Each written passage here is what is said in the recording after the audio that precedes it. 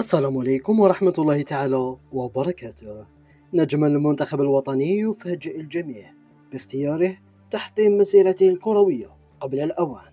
شاهد للأخير لتعرف جميع التفاصيل، ولا تنسى الاشتراك في القناة وتفعيل الجرس ليصلك كل جديد.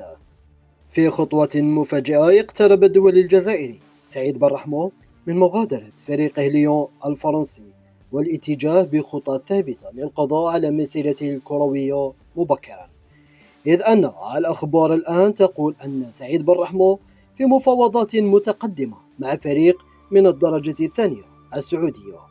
إذ أكد الإعلامي الشاهي سانتي أونا أن اللاعب الجزائري سعيد بالرحمة في مفاوضات متقدمة مع نادي نيوم السعودي، والذي عرض مبلغ 8 مليون يورو قبل أيام من أجل شراء اللاعب.